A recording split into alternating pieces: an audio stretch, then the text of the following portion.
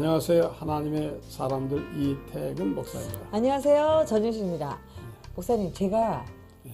기가 번쩍 뛰는 얘기를 해드리겠습니다. 무슨 얘기입니까? 집, 네, 집, 그다음에 땅, 토지, 뭐 부동산, 재정. 와, 네. 정말 현대인들의 가장 고민스러운 얘기죠. 고민스럽고 좋아하는 단어가 아닐까라는 생각이 드는데요. 네. 워낙 요즘 다들 힘들다, 불경기다 이렇게 얘기를 하다 보니까 뭐 있는 분들은 뭐 별로 관심이 없으시겠지만 10년, 20년 한 푼 안 쓰고 열심히 버는 분들도 내 집 한 채 마련하기가 쉽지 않아요. 그럼요. 그러니까요. 그러니까 이제 빚을 지고 빚 지고 집 사고 평생 그 집값을 갚는 거죠. 이제. 그렇습니다. 사는 게 힘들죠. 참 힘겨운 시대를 살아가고 있는데요. 그래서 저희가 준비했습니다. 오늘 모실 이분은요. 땅도 재정도 성경적으로 돌아가자라고 외치시는 분이십니다. 어떤 분이신지 화면 통해 만나보시겠습니다. 토지는 하나님의 것임을 선포하며 땅의 회복과 토지 정의를 외치는 사람. 희년함께를 이끌고 있는 김덕영 사무처장. 하나님의 공평과 정의를 찾고 있는 희년함께는 84년 기독교 경제학자들과 예수원 대천덕 신부가 설립한 단체로 34년째 한국교회에 희년 정신을 알려오고 있다. 희년이 이 땅에서 이루어지길 바라는 김덕영 형제의 이야기를 만나본다.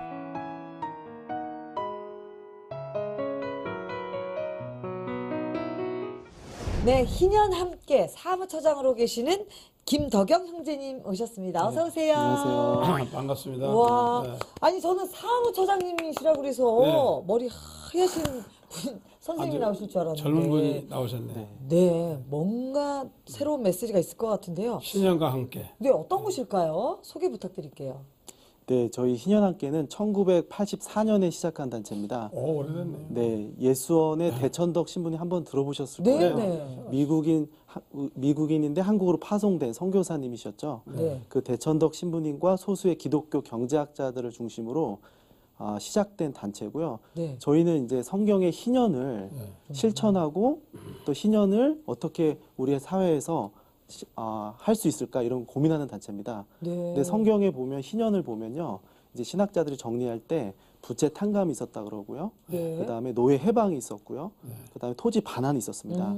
7년의 안식년이 7번 도래한 49년 다음에 50년마다요. 그 희년을 들여다 보면 하나님께서 얼마나 이 땅의 인간들을 회복시키고자 하시는지, 가난의 굴레에서 벗어나길 원하시는지 그런 정신을 알 수가 있어요. 그럼 오늘날에도 보면 빚 문제, 또 토지 문제 이런 게 네. 똑같이 드러나고 있어서 이런 문제들을 하나님의 방법으로 실천할 수 있고 해결할 수 있다. 저희들 그렇게 믿고 기도하고 운동하고 있습니다. 주로 이제 네. 뭐 토지를 하시나요? 아니면 돈, 땅? 저희는 토지 문제하고 부채 문제를 같이 중요하게 다루고 있습니다. 사실은 토지 문제 하면은 농경사회에서나 중요한 문제가 아니었나 이렇게 보실 수가 있는데 네. 사실 서두에서 소개해 주셨지만 오늘날 토지 문제, 주택 문제 너무 중요하거든요. 네. 그래서 사실 말씀하셨지만 20년 동안 주택 하나 구매하려고 노력했는데 잘 안 되시고 빚에 허덕이시고 왜 그럴까? 좁은 토지에 인구는 많죠. 그러니까 사람들이 이 토지를 구매하고자 하는데 또 먼저 구매하신 분들이 토지 가치가, 주택 가치가 급격하게 상승하니까 네. 이거에 대한 기대로 투기를 또 하시게 되면 사실 우리 한국 사회에 집을 가지지 못하신 무주택자가 44%인데요. 이분들은 전월세 값에 허덕이면서 말씀하신 대로 빚에 허덕이면서 하우스푸어로 살고 있는 거죠. 이런 문제가 동일하게 똑같이 드러난다고 저희는 보고 있고 이것을 성령 충만한 그리스도인들이 정말 토지 문제에 대한 희년 정신을 실천할 때 해결될 수 있다 이렇게 보고 있는 거죠. 네. 기독교 안에서 희년 많이들 이야기를 하시는데 정말 그 희년이 우리 삶으로 들어왔으면 하는 생각이 들어요. 네. 그런데 그 아담과 하와가 타락한 이후 사람의 욕심이라는 게 있어가지고 맞습니다. 그 욕심 때문에 네. 그렇게 쉽지 않게 생각해요. 그래서 어떤 청년 예수님께 와서 네. 자기 다 지켰다 그러니까 그런데 팔아가지고 오라니까 거기 갔잖아요. 도망갔죠. 아마 그 얘기하시면은 다 돌아갈 거예요. 그러니까요. 힘들죠. 네. 그럼 특별히 사무처장님 경제적으로 신앙을 선포하게 된 어떤 이유가 있을까요? 네. 제가 초반에 말씀드렸지만 하나님은 우리 인간을 정말 근원적으로 총체적으로 해결하길 원하시는 분인 것 같아요. 우리가 죽어서 천당 가는 것뿐만 아니라 영적인 문제뿐만 아니라 실제적이고 구체적인 삶의 회복을 원하시는 거죠. 그래서 많이들 사실 신년을 한국교회에서 이제 다루실 때 이제 50년의 주기가 있다 보니까 교회가 뭐 50주년이 된다든지 이럴 때 신년을 많이 쓰세요. 네. 그런데 사실은 하나님의 관심과 집중은 정말 우리 삶의 회복에 있거든요. 아멘. 근데 구체적인 문제, 회복이 되려면 구체적으로 들어와야 되잖아요. 그러면 정말 우리 삶에서 중요한 주택 문제, 부채 문제가 해결이 돼야 되겠죠. 그것은 사실은 경제 문제거든요. 그래서 경제 문제하고 희년, 이게 아주 직결돼 있다고 저희는 보는 겁니다. 이게 남의 얘기 같지 않아서 저는 확 와닿거든요. 목사님. 네. 근데 이제 사무처장님 말씀 들으면서 이게 실제적으로 가능할까? 네, 그게 좀 네. 맞습니다. 저희는 그런 질문을 참 많이 받아요. 네. 그럼 먼저 이제 성경 말씀을 이제 고백합니다. 스가랴 4장 6절 말씀인데요. 이는 능으로도 힘으로도 할 수 없고 오직 주의 신으로 할 수 있다. 아멘. 저희가 이런 경제 문제, 구체적인 문제를 다루지만 대천덕 신부님 설립자이신 대천덕 신부님의 전통에 따라서 이 사회 문제와 영적인 문제는 아주 같은 문제다. 그래서 이거는 성령의 능력으로 기도의 힘으로 풀어내야 된다 이렇게 보고 있어요. 그래서 열심히 지금 기도 운동을 하고 있고 구체적으로 이게 구체적인 문제이기 때문에 정책 연구가 필요합니다. 네. 그래서 저희가 이런 기독교 운동과 함께 정책 연구 지원을 많이 하고 있습니다. 그래서 토지 부동산 정책 연구들이 구체적으로 지금 나와 있어요. 그런 것들을 상식과 또 좋은 뜻을 가진 기독교인들과 함께 나누고 같이 연구하고 기도하고 있습니다. 노무현 정부 네. 때 종합 네. 네. 부동산 그게 어떤 거예요?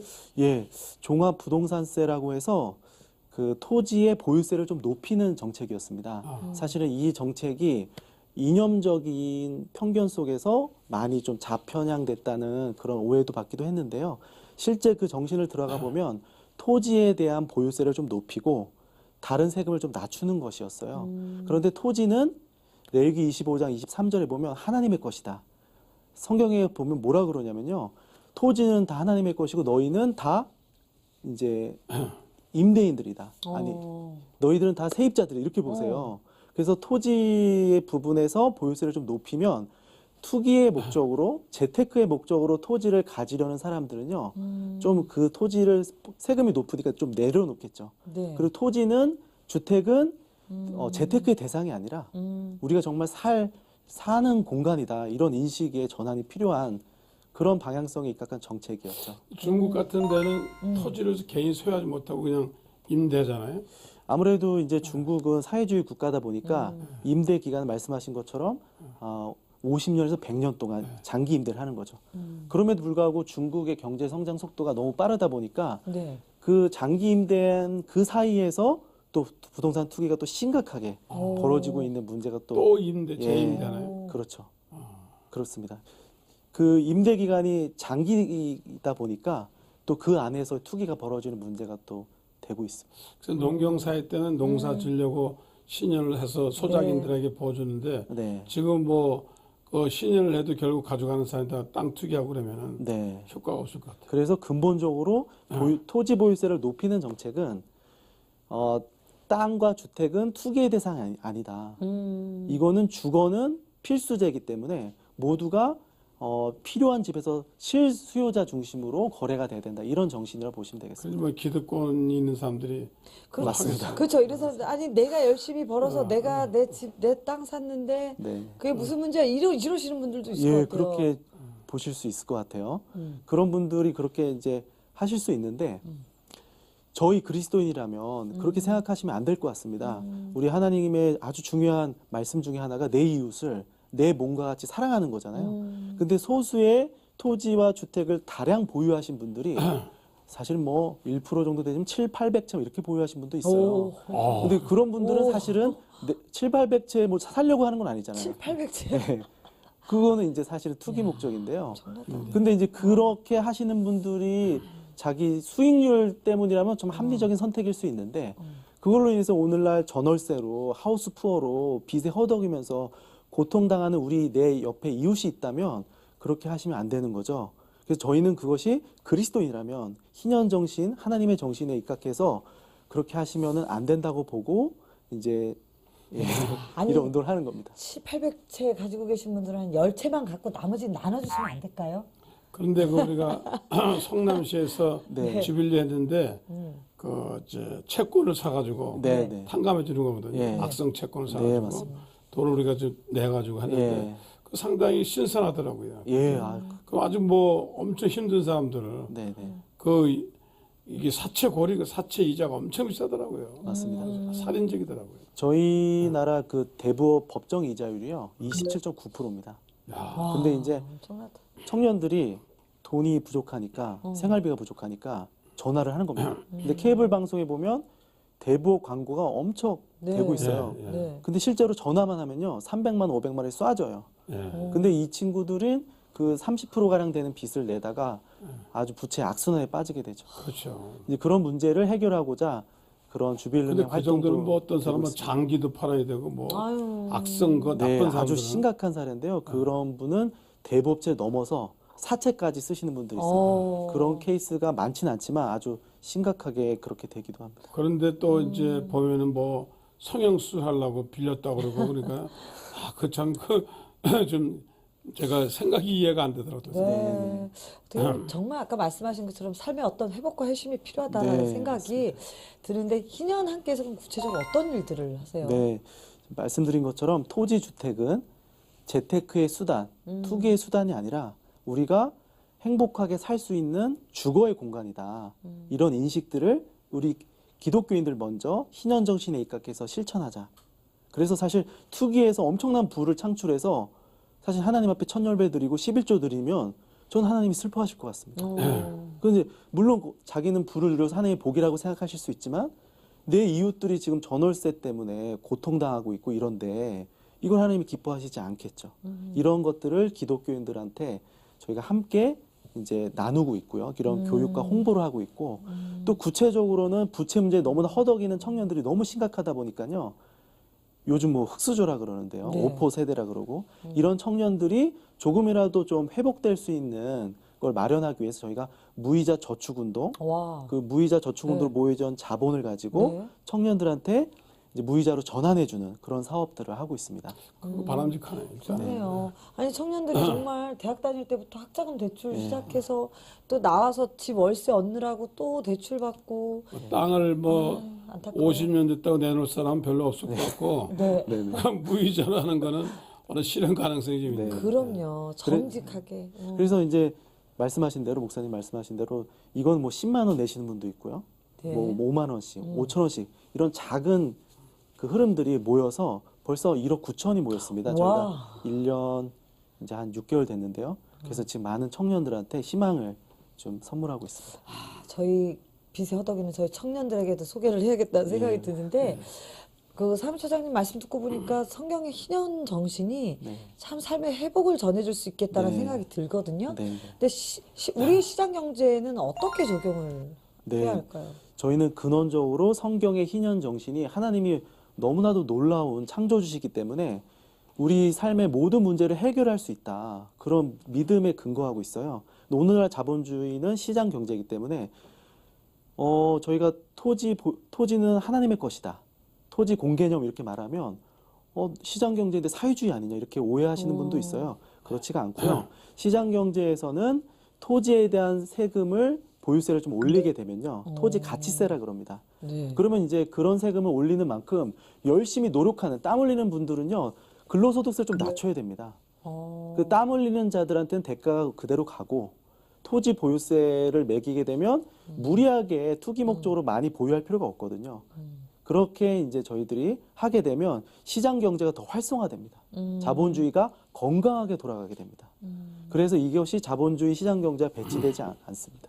그러니까 이제 공산주의는 억지로 빼서 나눠주는 거고 네. 이게 우리 이 시녀는 은혜 받은 사람이 맞습니다. 스스로 바나바처럼 내놓는 거죠. 네, 맞습니다. 맞아요. 그러면 뭐 정확하죠. 스스로 내놓는 거. 정말 삶에서 예수님을 나타내는 거죠. 네, 삶 그래서 가운데. 성령 충만한 교회와 성도들이 함께 그리스도의 길을 따라갈 때 자연스럽게 놀라운 일들이 저희는 벌어질 거라고 기대하고 있습니다. 네. 저는 사실 그 희년 운동이라고 그러셔서 아 그냥 주여 이렇게 기도만 하시는 줄 알았는데 이 데이터를 보세요. 네. 엄청 연구하시고 기도하시고 준비하신다라는 네. 생각이 들어요. 우리 희년함께 김덕현 사무처장님 어떻게 제가 볼 땐 연구소에 계셔야 될 분이에요. 지금 저 카이스트 쪽에 이분이 어떻게 이렇게 하나님의 마음으로 이 성경적인 그 재정의 원리들을 위해 헌신하고 계신지 삶을 좀 들여다보도록 하겠습니다. 목사님 이름하여 대담한 프로필. 우리 사무처장님의 프로필을 공개하겠습니다. 이름 김덕영. 올해 나이 38. 아유 학생 같으신데 정말 동안이십니다. 결혼하고 아이가 둘이나 있는 가장이시고요. 바쁜 중에도 할 건 다 하셨습니다. 있는 집 자식으로 자라온 그는 원인도 알 수 없는 피부병으로 고생하며 한창 예민하던 청소년 시절에 불면의 밤을 보내야만 했지만요. 오히려 그 육체의 가시가 하나님 앞으로 자신을 이끌었다고 고백합니다. 하나님의 부르심을 따라 한동대에 들어가 기독교 세계관을 공부하며 크리스천으로서 어떻게 살아가야 할지 진지하게 고민하게 됐다고 하는데요. 그때 운명처럼 대천덕 신부님을 알게 되면서 자신의 길을 결정합니다. 이 땅에 하나님이 말씀하신 신현정시를 이루어 보리라 다짐하게 되는데요. 눈에 보이지 않아도 괜찮아, 막막해도 괜찮아, 오직 하나님을 의지하며 뚜벅뚜벅 지금까지 걸어왔습니다. 꿈을 포기하는 이 땅의 청년들과 교회 안에 하나님이 말씀하신 신현의 가치를 꿋꿋하게 선포하고 있는 사람 바로 희년함께 김덕영 형제님 되시겠습니다. 역시 한동대 출신이셨네요. 달라도 뭐가 그래도 달라. 어떻게 이제 여러 가지 일도 많은데 네. 사역도 많고 선교도 되는데 이런 그 부서에서 일하게 됐는지 놀랍습니다. 신앙이 아주 궁금합니다. 네. 언제부터 신앙생활을 하신 거예요? 저는 그 어려서부터 교회는 다녔고요. 어머니를 따라서. 근데 이제 신앙을 갖게 됐던 거는 중학교 때였던 것 같습니다. 그때 예수님을 인격적으로 좀 영접하게 됐고요. 그러면서 이제 소개해 주셨지만 원인모를 좀 피부병 때문에 고생을 많이 했습니다. 그러면서 제가 좀 더 간절했던 것 같아요. 어느 정도였어요? 이게 뭐 건선, 뭐 아토피 좀 비슷한 병이었는데 병원에 가니까 뭐 병명은 없었어요. 근데 그 정상적인 생활을 못 할 정도로 어휴. 잠을 못 잘 정도로 이렇게 힘들었으니까 네, 어. 심했습니다. 이런 일을 겪으면서 아, 왜 이런 일을 겪게 됐을까 하면서 더 진지하게 하나님 앞에 나아가게 되고 또 하나님의 뜻을 구하게 됐던 것 같아요. 근데 어떻게 신년 일하는 사람과 같이 사귀게 됐어요? 희년, 네. 네네. 그때 당시에는 희년을 몰랐고요. 네. 저는 이제 그런 병을 겪으면서 되게 간절해졌고 네. 제 진로 역시 저의 인생을 좀 하나님 앞에 드리는 것이 가장 가치 있는 인생이겠다. 아멘. 이런 생각을 하게 됐고요. 그러면서 이제 그때가 제가 고3이었으니까 대학 결정도 좀 하나님의 인도하심을 받았으면 좋겠다. 그러다가 어떤 수련회 갔는데 선교사님이 한동대를 소개해 주셨어요. 그때 처음 한동대를 알게 됐고 점수나 어떤 그런 걸로 가는 것이 아니라 하나님이 보내신 사람들이 간다 이렇게 소개를 해주셨어요. 네. 그때 이제 제가 한창 간절할 때라 그게 너무 멋있게 들렸고 그래서 기도하면서 이제 한동대를 가게 됐던 것 같습니다. 거기 한동대를 이제 입학했는데 자연히 아무래도 기독교 대학이다 보니까요. 이제 기독교 세계관을 공부하게 됐어요. 저희 개인적인 신앙이 전 사회적 영역으로 확장되는 계기였습니다. 그러니까 저의 개인적 신앙 고백, 창조주 하나님이 이 땅의 정치, 경제, 예술, 교회, 가정, 교육 모든 분야의 주인이시다. 그럼 저의 전공의 영역에서도 하나님의 뜻을 구해야 된다. 근데 저는 그때 저희는 무전공 입학입니다. 그래서 이제 전공을 선택하게 되는데 저는 경제학을 선택했거든요. 그래서 자연스럽게 이제 기독교 경제학에 관심을 갖게 됐고 그러다가 자연스럽게 대천동 신부님의 하나님의 경제학, 희년에 대해서 이제 접하게 됐던 거죠. 그렇게 또 대천덕 신부님을 만나서 그렇게 해가지고 또 경제학도 예. 신년을 보게 됐고 네. 네. 그래도 이게 구체적으로 이렇게 확 뛰어드는 게 네. 사실 쉽지는 않았을 것 같은데요. 맞습니다. 지금 일반 직장에 부모님들도 일반 그럼요. 직장에 가길 원했을 텐데 네. 하는 거 보면 그렇게 마땅치 않았을 때. 제 개인적으로 계속 하나님께 묻고 또 하나님의 인도하심을 구하는 시간이었는데요. 저는 이제 한동대를 입학하면서 사실 북한의 마음이 되게 컸습니다. 왜 이 땅에 태어나게 하셨을까? 결국 우리 교회나 그리스도인의 아주 중요한 과제 중에 하나가 통일의 어떤 비전인데요. 그래서 통일과 북한을 생각하다가 정말 저의 전공에서 구체적으로 준비할 수 있는 게 뭐가 있을까 하다가 이제 이런 구체적인 희년의 비전을 알게 됐고요. 그리고 요 책들을 접하다가 이제 군대에 있을 때였습니다. 군대에서 이런 다양한 책들을 접하고 하나님의 인도하심을 구하고 있었는데요. 사실 이게 희년과 이런 거 너무 막연하고 막연하죠. 그렇죠, 너무 뭘까? 거대한 문제라 네. 제 인생을 투신하기에는 확신이 없었어요. 그래서 이것이 희년과 하나님의 뜻이 다 맞는 말씀이다. 그런데 내 인생을 걸기에는 확신이 없었어요. 네. 그래서 계속 좀 기도를 많이 했던 것 같습니다. 제가 어떻게 하나님께서 순종하길 원하실까? 그리고 기도를 하고 있었는데 그때 너무나 막연하고 이상적인 내용 같은 내용들이었지만 9시 뉴스에 네. 9시 뉴스에 대통령이 토지 공개념을 한국에 도입할 수 있다. 이렇게 발언을 한 거예요. 네. 그러면서 저희 제가 눈여겨보고 있었던 이 기독교 경제 운동 하시는 많은 교수님들과 저희 선배들이 100분 토론에 나오고 이 정책 문제가 구체화되는 영역에서 하는 것을 보게 됐어요. 저는 그것을 하나님의 응답으로 여겼고요. 저는 하나님이 이렇게 말씀하시는 것 같았어요. 너 믿음이 너무 부족하다. 하나님이 하고자 하시면 아멘. 하는 것인데 아멘. 왜 너희는 이상을 얘기하냐, 현실을 얘기하냐 이렇게 말씀하시는 것 같았고 그때 제 마음속으로 이 운동에 제가 헌신하겠다고 고백을 할 수 있었던 것 같습니다. 아주 특이한 현실이시네. 그러니까. 아니 그럼 일반 직장은 어떻게 그리고 경험해 이제 보신 적 있어요? 네. 예, 제가 일반 직장 제약회사 구매팀에서 한 3년 일했습니다. 제약회사요. 네, 네. 네. 이제 그 경로는 어떻게 되냐면, 근데 이제 제가 그렇게 마음에 헌신은 했지만 대천동 신부님은 희년을요 자원적 희년과 제도적 희년을 말씀하셨습니다. 지금 제가 소개해드렸던 거는 이제 제도적 측면이에요. 정책이 구현돼야지 많은 사람들이 혜택을 받을 수가 있죠. 근데 이 문제는 아주 장기적이고 근원적인 문제예요. 그러면 이제 많은 그리스도인들이 제도적 희년에 실천하기는 좀 어렵습니다. 연구의 영역이기 때문에. 그러면 삶에서 실천할 수 있어야 된다. 그것이 바로 자원적 희년이었고요. 그것은 이제 우리가 교회가 사실 공동체지 않습니까? 네. 근데 초대교회 성령 충만한 교회는 코이노니아라 그러는데 공동체적 관계로 함께 실천했죠. 그래서 아까 말씀하셨지만 바나바 같은 분들은 이제 토지도 헌납하고 함께 공동체로 해서 이제 사도행전 보면 가난한 자가 없었다 이런 구절이 나오는데요. 이런 공동체적 삶의 실천이 필요하겠다 그런 생각을 하게 됐어요. 그런 생각을 하던 차에 또 마을 공동체에서 함께 신앙생활하는 또 친구들을 만나게 됐어요. 그래서 제가 일반 직장을 다니면서 희년을 실천하는 삶을 살아야겠다. 이렇게 공동체로 살다가 또 이 희년함께 사역에도 또 연결이 돼서 제가 실무자로 또 일도 하게 됐습니다. 네. 그래서 저희 마음은 자원적 희년과 제도적 희년을 함께 이제 추구하는 삶을 목표로 하고 있습니다. 또 성경 말씀을 통해서 네. 또 마음에 감동을 주신 부분이 있다면서요. 네. 누가복음 말씀. 네. 누가복음 말씀이 너무 귀한 말씀인데요. 누가복음 4장 16절, 18절 보게 되면요. 네. 예수님께서 이제 회당에 들어가십니다. 회당에 들어가서 그 회당 당시 성경 구약이었으니까요. 이사야 61장을 펴시는 거예요. 그래서 주의 성령이 내게 임하셨으니 이는 가난한 자에게 포로된 자에게 자유를 선포하리라.